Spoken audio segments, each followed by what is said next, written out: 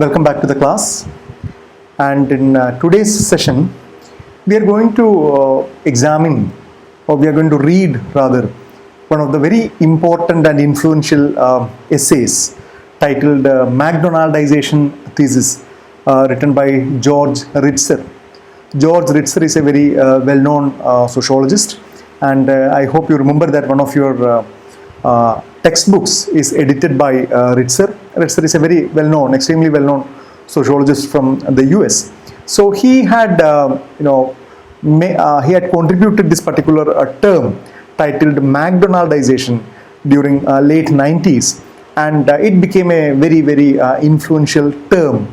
And sociologists and social theorists across the globe really began to use this particular term. They found this term, or this particular concept, as really appealing because it kind of captures the essence of the process of globalization. Okay, so this is the last lecture in the second week where we are discussing the cultural globalization. So I hope that you would have got some understanding about the various dimensions of cultural globalization. We discussed Samuel Huntington's thesis. We discussed the Thomas Friedman's understanding a kind of a cultural depiction of the neoliberal globalization. And we also discussed in the previous sessions the concept of culture and some of the important arguments about globalization and culture. So I want to conclude this session this week on globalization and culture with this particular week with McDonaldization, the thesis of McDonaldization, and then we will move to the next week where we will examine theorists like Arjuna Padure and Ulrich Beck, very, very important and influential theorists. So I decided not to use PPT, rather we will follow his own original essay. And this essay, he has written it in several places. He has a whole book with the same title, but this essay appeared earlier. So this is taken from his introduction to this book, McDonaldization of the World, by George Ritzer. So let us go to the essay. An introduction to McDonaldization, George Ritzer. Now, this very title must remind you that Ritzer is going to tell you something about food, about this very famous global chain, McDonald. I hope that all of you are familiar with that. Now, McDonald stores are present in almost every major cities or towns in India, and many of you must have had the opportunity to go and have food there. Okay, because it is always seen as a symbol of American fast food culture. In India, we are familiar with their two major brands. One is this Kentucky Fried Chicken, KFC, and the second one is this McDonald. And so Ritzer made a theory out of it, or Ritzer used this particular restaurant chain as an example, or as a very powerful illustration, to capture the kind of important processes that are unfolding as a part of globalization. So he's not talking about food as such. He's not talking about even McDonald as a brand, but he's using this example in order to highlight a host of other processes that are happening around the world. So, he says, however, it is not about McDonald's or even about fast food business. Okay, so this is not a theorization about fast food business, and we will see that he expands this particular argument to a host of other spheres of globalization. So it's not a theorization about what is happening in the field of globalization of food or globalization of restaurants. It's not about that. It's much more than that. Rather, McDonald's serves here as a major example, the paradigm of a wide-ranging process I called McDonaldization. That is, the process by which the principles of the fast food restaurant are coming to dominate more and more sectors of American society as well as the rest of the world. So he's talking about the principles of fast food restaurant. And that is what is something quite interesting. Okay, so he's trying to look at why that McDonald's became such a popular brand, why that they were able to spread across the globe, why that people go to this particular restaurant again and again, how do they work, what are the kind of basic principles, okay, what are the kind of organizational principles, how do they present food, what kind of food, how is it organized, okay, how are the customers dealt with, okay, what are the kind of instructions that are given to the workers, what kind of food is available.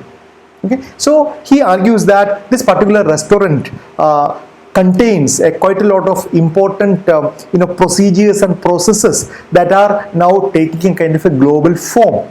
So he wants to highlight that the principles of the fast food restaurant are coming to dominate more and more sectors of American society as well as the rest of the world.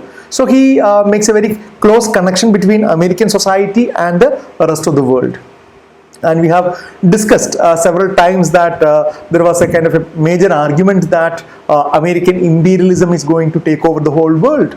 Okay, the global culture is going to be completely dominated by America. There is an Americanization of culture that is going to take place. American media, American films, American culture, American food, okay, American music, American fashion, everything. So later, that's people realize that it's not a kind of a one-sided flow of culture. Rather, things are much more complicated. We will discuss that when we discuss Arjuna Padure later.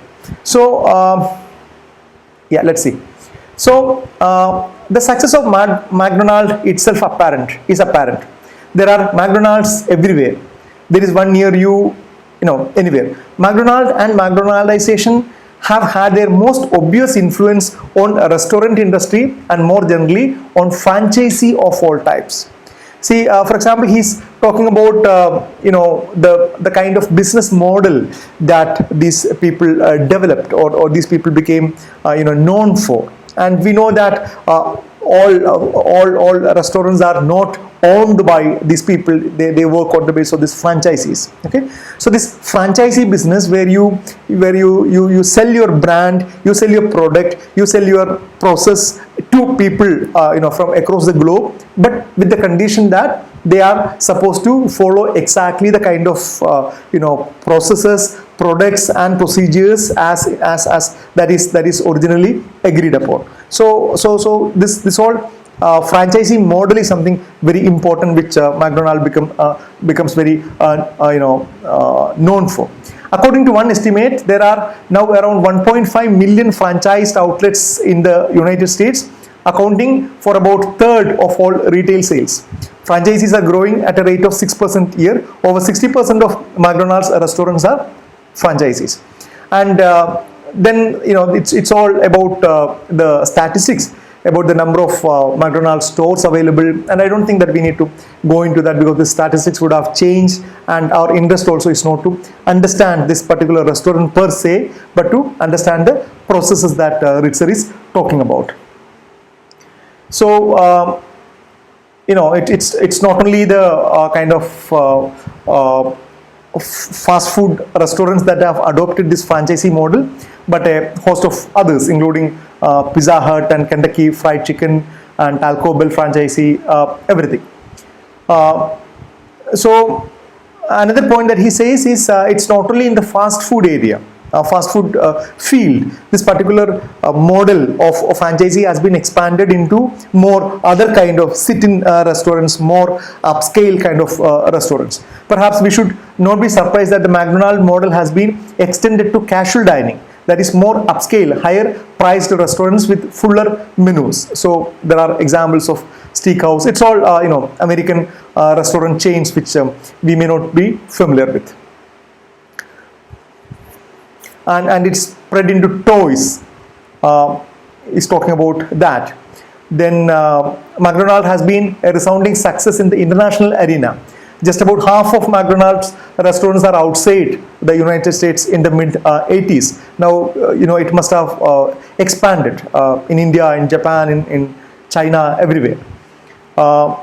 And this is also, For example, other stores like Walmart, we know the story of Walmart in India. So he's talking about how this particular kind of model, business model, is becoming a kind of a global phenomenon, and this kind of a franchisee business model is something that needs to be really studied very closely, because it conceals or it has quite a lot of important features of globalization.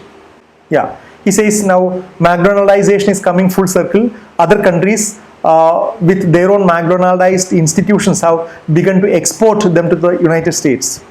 The Body Shop, an ecologically sensitive British cosmetic chain, had over 1,500 shops in 47 nations in 1998, of which 300 were in the United States. So he's talking about how different companies are coming to America. So it's not a one-sided story. You will have you can look into the cases where Indian restaurant chains have opened up across the globe, across Europe and the US. Now McDonald's has a global icon, and this is also he's talking about how these global icons are formed. Okay, what is the mechanism through which global icons are generated, global icons are formed. And a global icon, you know that these are the icons which are recognized across the globe. Okay, now McDonald's is, people don't usually assign it as or recognize it as a company from the US or a restaurant from the US. Okay, so you understand that it's a global company. Of course, it's from the US, but it is available in your neighborhood. It is available in the city in which you live. You have gone there several times, and quite a lot of people have gone there several times. So going to McDonald's has become a part of that, and we know that while eating there, we are being a part of a global kind of a food culture. We are actively taking part in that. Okay, so McDonald's has come to occupy a central place in American popular culture, not just the business world. So he talks about how there are TV shows in which McDonald's is quite often referred to. There are cartoon, there are films, there are popular writings about McDonald's, how this term has become a very important term in the American popular culture. All these things which I don't think we need to go detail into. Yeah, so he talks about an instance where the first restaurant they were planning to demolish the first restaurant in which McDonald's opened. There was huge outcry against that, and then finally they decided to turn it into a museum, just to explain how this particular brand is valued in the US. Yeah, all these are illustrations about the popularity of McDonald's, which I'm not going into that. Then this section he's talking about the long arm of McDonaldization. Okay, the long arm in the sense McDonaldization is no longer, or it's not only confined to the field of restaurants. It's been expanded to a host of other fields. So he says, for example, small satellite, express or remote outlets opened in areas that cannot support full-scale fast food restaurants are also expanding rapidly. They have begun to appear in small storefronts in large cities and non-traditional settings such as department stores, service stations, and even schools. No longer content to dominate the strips that surround many college campuses, fast food restaurants have moved into many of those campuses. So he's talking about how this particular business model is expanding, okay, into very unusual kind of places, maybe into a bus stand, into an airport launch, into railway station, in front of a museum, into the campuses, into the college as well as school campuses. So these are the places which we usually do not think that restaurants can be seen inside a college campus, a kind of a proper restaurant. So he is talking about how they are expanding the kind of places into completely novel areas. Fast food is also increasingly available in hotels, railway stations, airports, and even on the trays for the in-flight meals. Talking about how it is kind of getting expanded. I'm not reading out, or I'm not going into the details, because they're all illustrations, not very useful to us, and mostly related to the American scenario. But what is more important is that so he talks about, for example, the sex trade.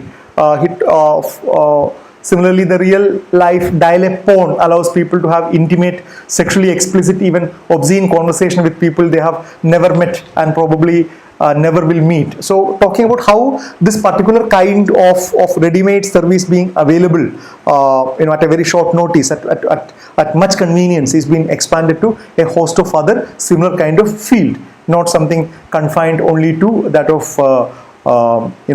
fast food. Now, this is the remaining part is something extremely important for us as students of sociology.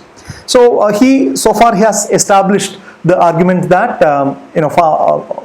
McDonald's is become a kind of a global icon in terms of its number of outlets, in terms of its reach, in terms of its novelty, in terms of its innovation. It has become a kind of a global brand. And we all know that this is not a phenomenon confined to this particular brand. This is just an example, just a metaphor. There are similar kind of a process happening in a host of other fields, not only in the field of food or fast food. Now, what are the dimensions? So here comes the actual interesting points or interesting arguments of Ritzer.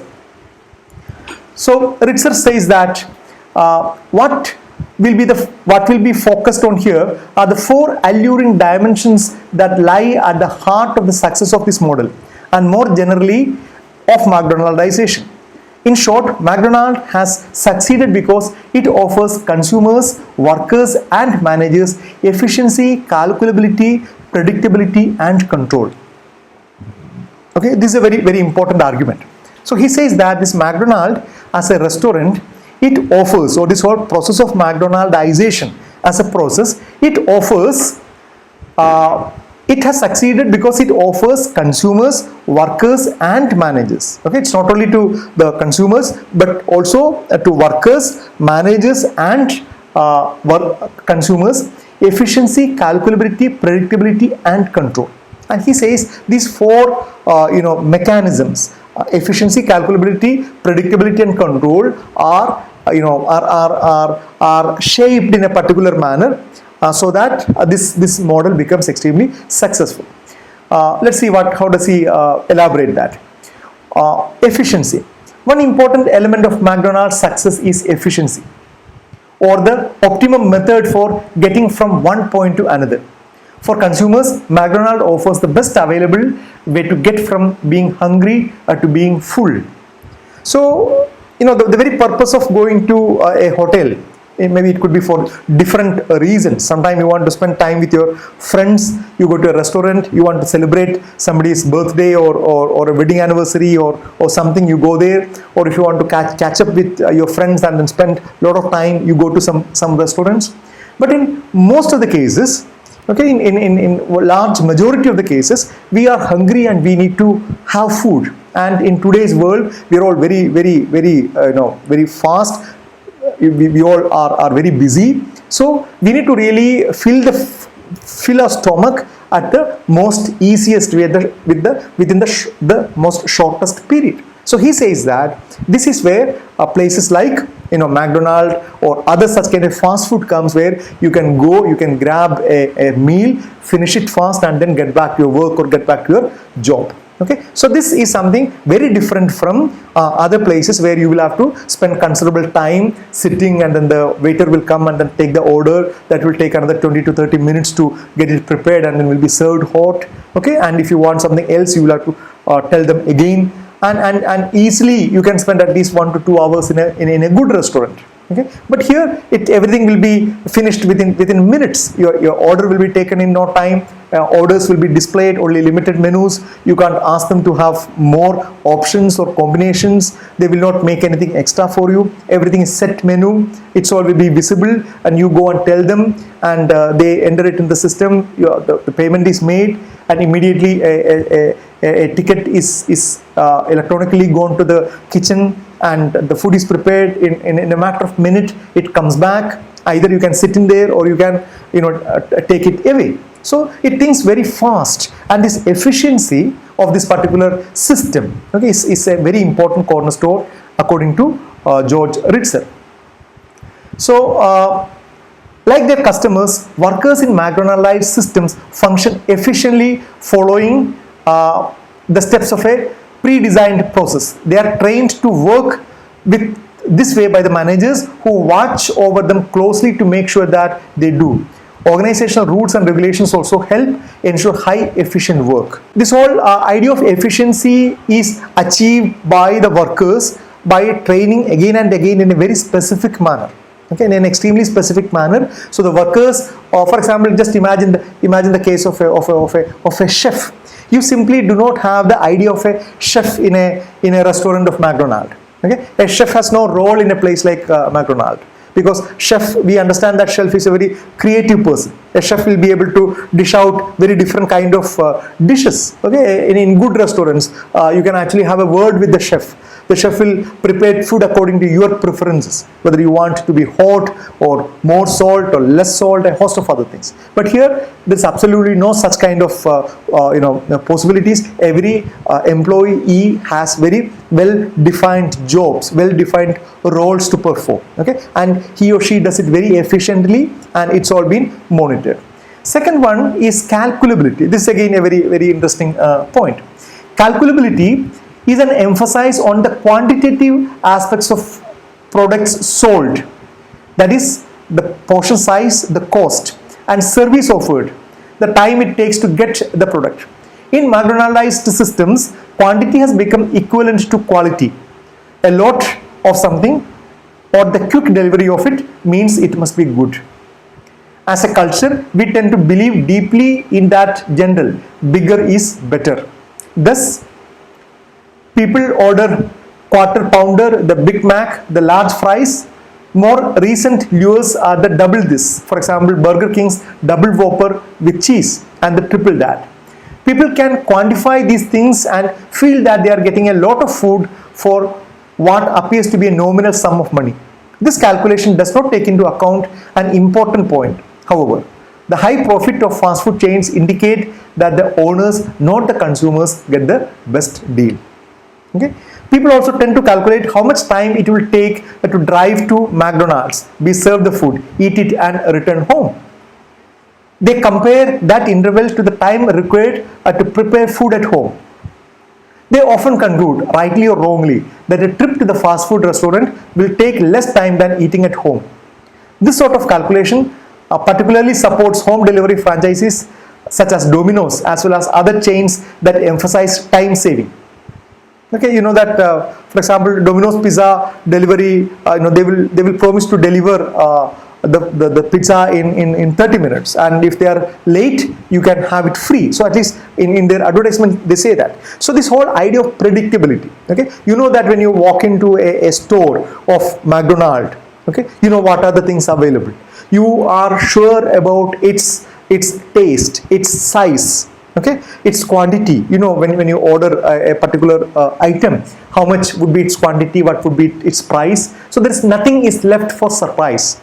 Okay, there is no surprise. There is no space for any surprises. There is no space for any unforeseen things. Everything is pre-decided. Everything is preset. And Ritzer argues that this whole idea of calculability has very important role in the contemporary times. And the second one is predictability. That's a kind of a continuation of the point. McDonald's also offers predictability, the assurance that products and services will be the same over time and in all locales. Okay, so you walk into a McDonald's store in in Europe or in the US or in Brazil or in India, more or less, okay, more or less the items will be same. More or less the kind of ambience will be same. More or less you can predict what would be the kind of food that is available. It would be burgers or it could be fries, a host of other things. And of course this doesn't mean that they are not culturally sensitive. You know that beef burgers are not served in India, and in other countries they may not have this much of varieties for this vegetarian stuff, because in India the number of vegetarian people are much higher than compared to other countries. But you have this, you can predict the quantity. There's no more surprises, as I mentioned earlier. Okay, there's no more nothing which is unforeseen. Okay, everything is predicted. The workers in the McDonaldized system also behave in predictable ways. Okay, you know that. You must have seen that when you walk into the counter, the way in which they wish. Okay, it's not that they have decided. They have been trained. They have been asked repeatedly to wish people with that kind of a gesture. Okay, so you know that how they are supposed to wish you, and they follow corporate rules as well as dictats of their managers. In many cases, what they do and even what they say is highly predictable. Okay, if a particular item is not there, they will first apologize, and then they will explain that. So in another word, everything what they do there in terms of customer relations, in terms of conversation, everything is kind of pre-decided. It's almost something like the air hostess in the flight demonstrating the safety mechanisms. Okay, it's all they must have by hearted it by repeating it 100 times. So just like a machine, they do that. Okay, this is exactly the similar process. McDonaldized organizations often have scripts that employees are supposed to memorize and follow whenever the occasion arises. And another very important point is the control through non-human technology. So increasingly, non-human technology is becoming an important part in the control of the workers. Okay, because these workers are very closely monitored, their performance is very closely assessed. There are closed-circuit cameras installed everywhere, including kitchen, including the serving area, in everywhere. So each and every action of these people are monitored, along with the managers who actually monitor them. The fourth element in McDonald's success control is exerted over the people who enter the world of McDonald's. Lines, limited menus, few options, and uncomfortable seats all lead diners to do what management wishes them to do: eat quickly and leave. Furthermore, the drive-through, in some cases walk-through windows, lead diners to leave before they eat. In the Domino's model, customers never enter the first place at all. McDonald's also control employees by threatening to use and ultimately using technology to replace human workers. No matter how well they are programmed and controlled, workers can foul up the system's operation, because a worker is quite unpredictable in many sense. So if he fries a particular French fry for more, then it might get spoiled. Okay, it might become rubbery, it might be burned. So they won't be able to sell it to the customer. So everything is increasingly being mechanized.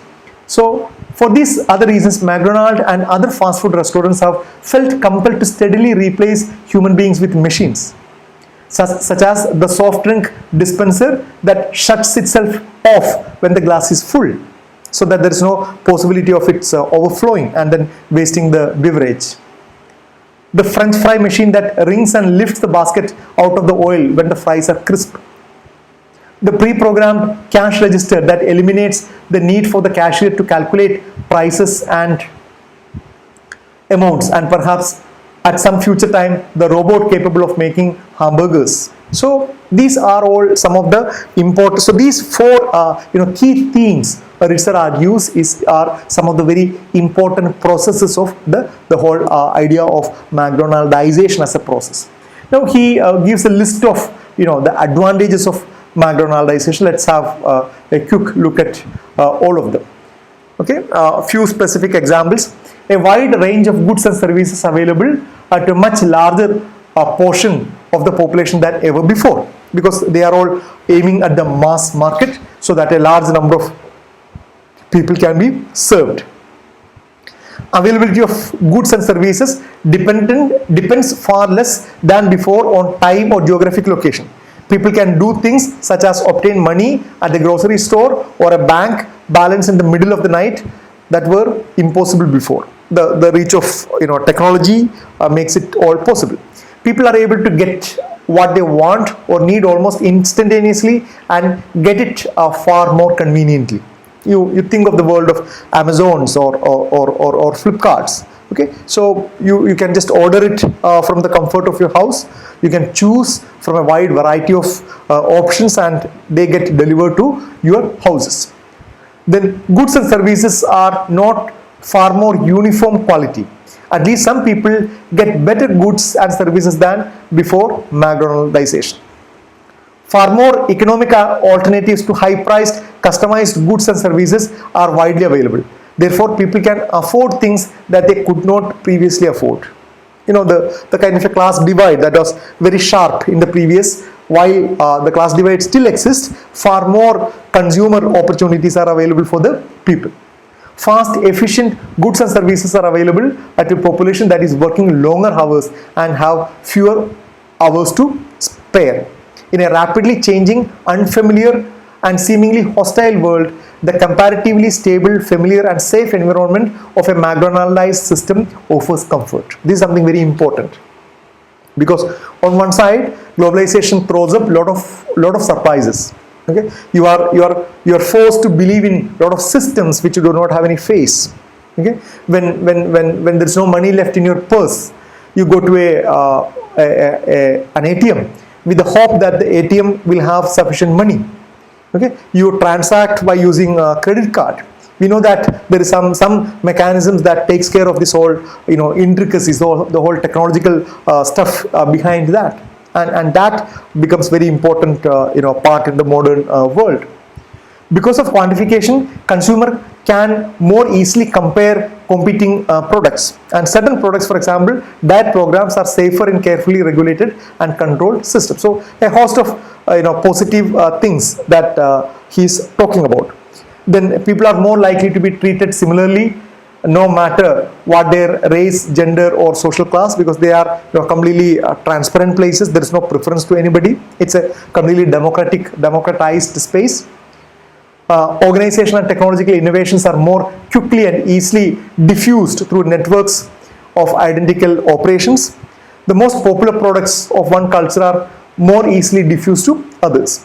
Now, so these are, you know, some of the very important positive aspects of McDonaldization. And let me again you know, repeat the point that we are not talking about McDonald's as a restaurant chain. It's only a metaphor. It's only an example. We are talking about the kind of a processes that are happening around us, or happened maybe during 90s and 2000s, which really contained the inherent processes of this particular restaurant. And he also spent some time to criticize this particular kind of McDonaldization. What is the kind of the outcome, or what are the kind of negative aspects for that? And he calls it as the irrationality of rationality. Because if you look into the theory, we can see that what Ritzer is talking about is an extension of Max Weber's argument about rationalization. I don't know whether you are familiar with Max Weber, the greatest, one of the greatest sociological thinkers, who defined modernity as the era of rationalization. Okay, instrumental rationality. He argued that in the era of modernity, we are increasingly doing things in an instrumental rational manner. Okay, we want to get things in the most efficient manner, and this efficiency seems to be efficient social action. Rational social action seems to be the most dominant kind of action of the modern society, according to Weber. So Ritzer, in a sense, is extending Weber's argument of extreme form of rationalization. And when things become extreme form of rationalization, then it will have a set of consequences, and that's what Ritzer is talking about. The downside of McDonaldization will be dealt with most systematically under the heading of the irrationality of rationality. In fact, paradoxically, the irrationality of rationality can be thought of as the fifth dimension of McDonaldization. The basic idea here is that the rational system inevitably spawned irrational consequences. Another way of saying this is that rational systems serve to deny human reason. Rational systems are often unreasonable. And again, Weber comes to mind, because Weber talks about bureaucracy as the most rationalized system of executing things. Bureaucracy is inhuman. Okay, it's utterly inhuman. We know people always blame bureaucracy for being such an inhuman system. It is not sensitive to individual people. Okay, it works as a kind of an iron cage. Weber called it as an iron cage. So, for example, one is a side effect of the need to grow uniform potatoes from which to create predictable French fries. The huge farms of the Pacific Northwest that now produce such potatoes rely on extensive use of chemicals. In addition, the need to produce a perfect fry means that much of the potato is wasted, with the remnants either fed to cattle or used for fertilizers. The underground water supply in this area is now showing high levels of nitrates, which may be traceable to the fertilizers and animal waste.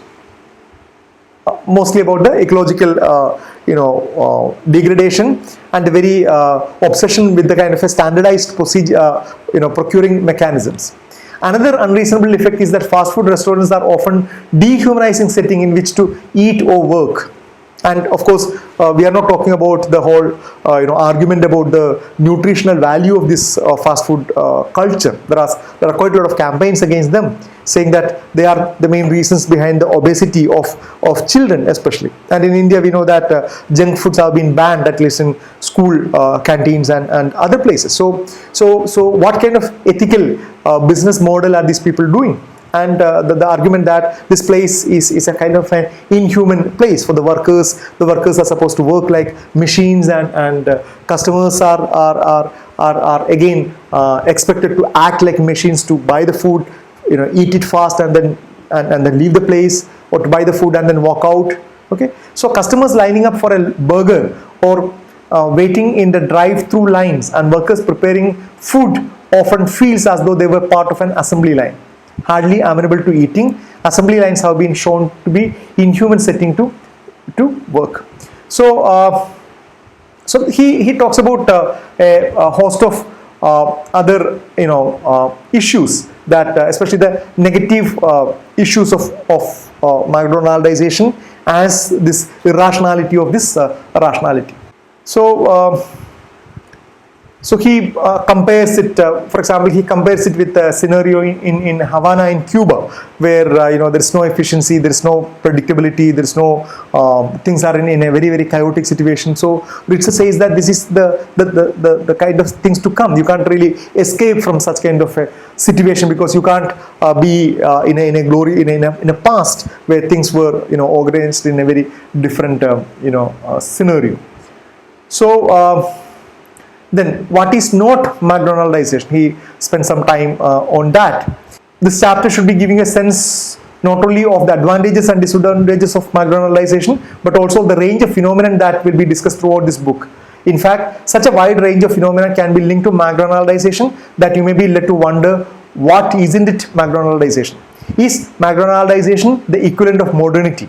Is everything contemporary McDonaldized? He says no. Those aspects traceable to an early and pre-modern age. A good example is the mom and pop grocery stores. These stores are not yet McDonaldized.